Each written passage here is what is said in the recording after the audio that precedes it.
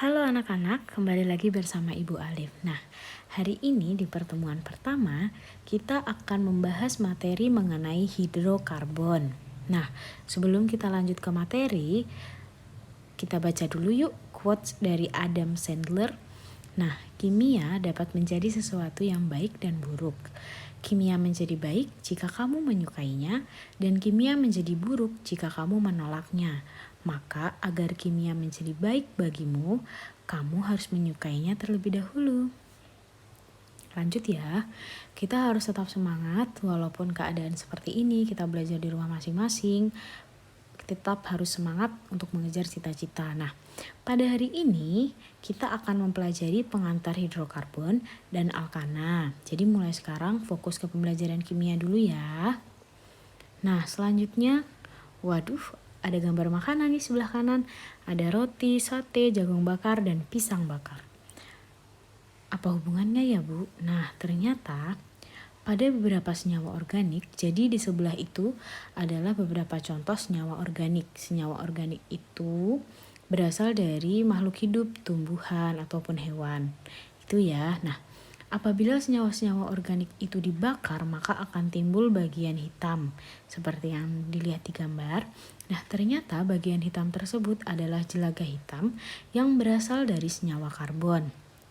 Nah, kenapa kita mempelajari senyawa karbon, Bu? Karena hari ini kita akan mempelajari mengenai hidrokarbon. Nah, hidrokarbon itu apa sih, Bu? Nah, hidrokarbon adalah senyawa yang tersusun atas hidrogen atau atom H dan karbon yaitu atom C. Lanjut ya. Nah, atom karbon sendiri memiliki kekhasan. Nah, kekhasan yang lain ada di modul Ibu ya. Ibu mengambil salah satunya, yaitu atom karbon dapat membentuk rantai karbon. Nah, dalam membentuk rantai karbon, atom karbon ini memiliki kedudukannya tersendiri.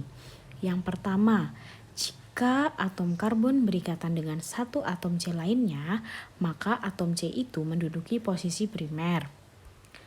Jika berikatan dengan dua atom C lainnya, maka atom C menduduki posisi sekunder. Jika atom karbon berikatan dengan 3 atom C lainnya, maka atom C menduduki posisi tersier.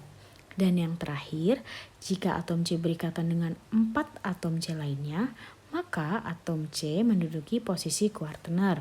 Masih kurang paham? Kita lanjut ke contoh. Ada senyawa 223 trimetil pentana. Nanti kita bahas di alkana ya, tata cara penamaannya. Nah, yang pertama Ibu tunjuk ini.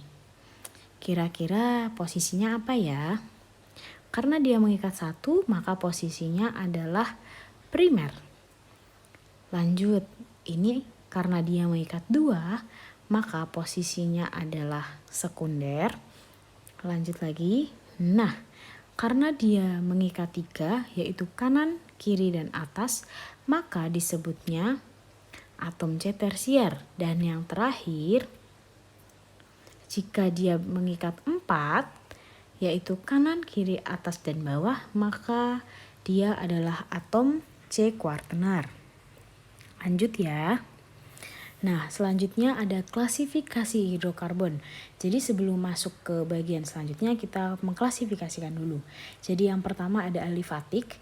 Kalau alifatik itu rantainya terbuka. Jadi nanti kalau di soal ataupun di buku-buku, alifatik ini bentuknya ada ujung-ujungnya. Begitu ya. Nah, sedangkan alisiklik itu rantainya tertutup. Maksudnya tertutup gimana, Bu? Dia bisa membentuk segi. Jadi bisa segi 5 seperti yang digambar, nanti bisa segi 4, bisa segi 3 ataupun segi 6.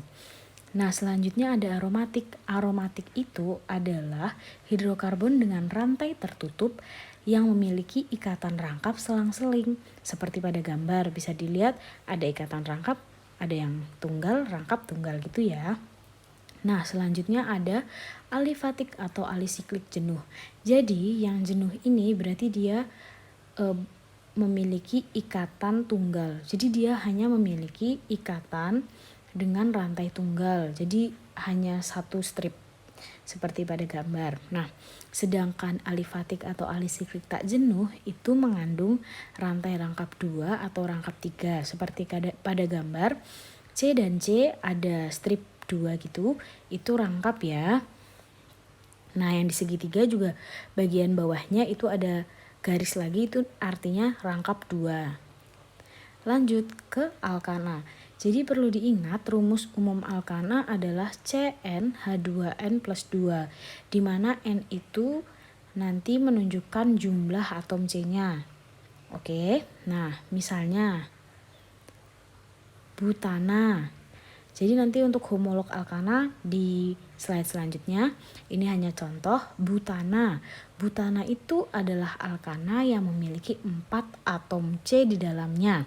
Ingat 4, berarti N-nya sama dengan 4. Maka rumus butana adalah C4H2 dikali 4 tambah 2. Jadi rumus umum butana adalah C4H10. Lanjut ya.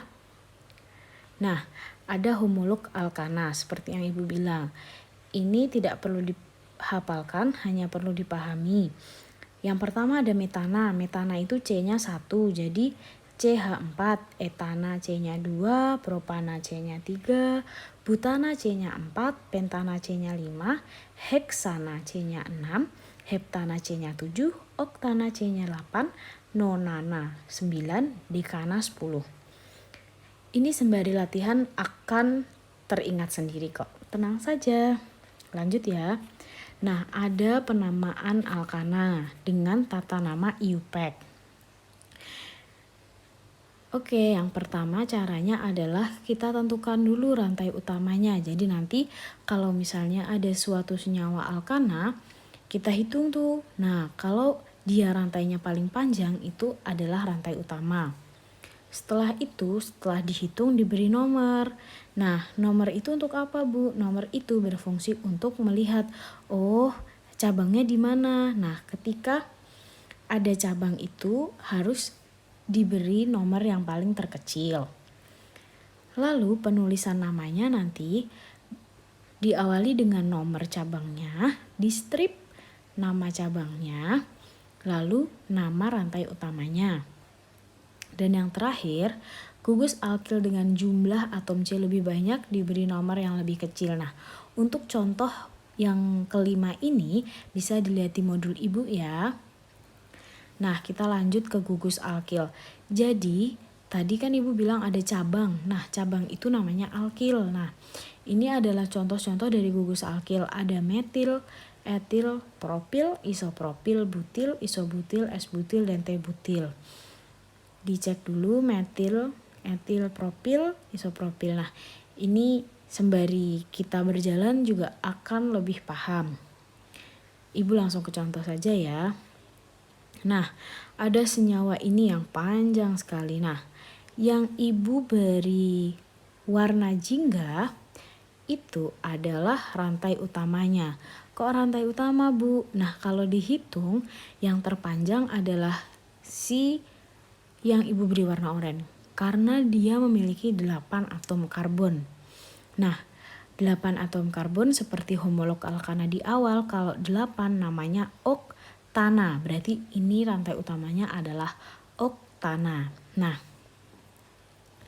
setelah itu kita beri nomor. Nah, diberi nomor 1, 2, 3, 4, 5, 6, 7, 8. Nah, memberi nomornya yang paling dekat dengan cabang. Jadi Ibu sudah menuliskan ada metil, metil, etil, itu adalah cabangnya.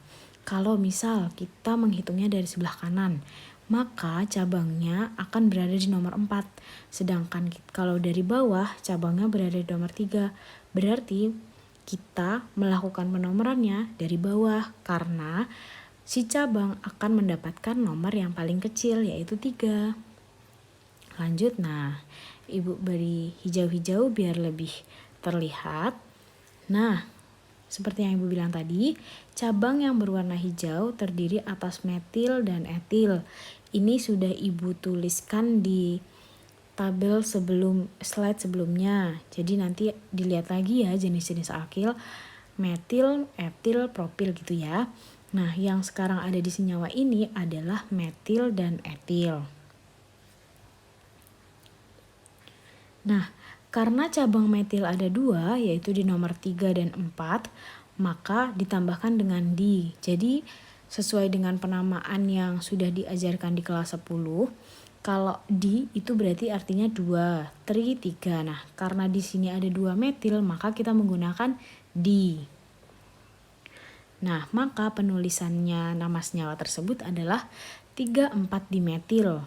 Kok 3,4 dimetil, Bu? Ya, kan tadi nomor cabang, strip, nama cabang. Karena cabangnya ada 3,4 dimetil, maka ditulis 3,4 strip dimetil. Nah, kok strip lagi, Bu? Jadi gini, untuk penamaan itu antara angka dan huruf itu harus dipisahkan dengan tanda strip gitu ya. Nah, setelah itu kita tuliskan nomor cabang selanjutnya, yaitu etil yang berada di nomor 5. Jadi 3,4 ingat strip dimetil, strip 5, strip etil oktana. Nah, selanjutnya adalah materi mengenai isomer alkana. Untuk isomer alkana, itu yang perlu diingat adalah rumus molekulnya harus sama, struktur rangkanya berbeda. Jadi, Ibu langsung ke contoh.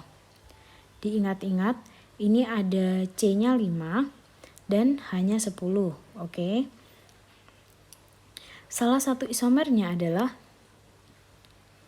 nah, sama-sama memiliki rumus C5H10, tapi memiliki struktur rangka yang berbeda. Seperti itu ya. Jadi yang ini dia punya, dia rantai utamanya adalah C-nya 4, dia memiliki 1 cabang. Nah, kalau ini dia rantainya lurus tapi memiliki C5. Kalau di total semuanya C-nya sama-sama 5. Jadi intinya rumus molekul sama, struktur rangka yang berbeda. Nah, ingat rumus molekul itu yang C5H10, sedangkan struktur rangka itu yang C strip C strip C, itu namanya struktur rangka. Gitu ya.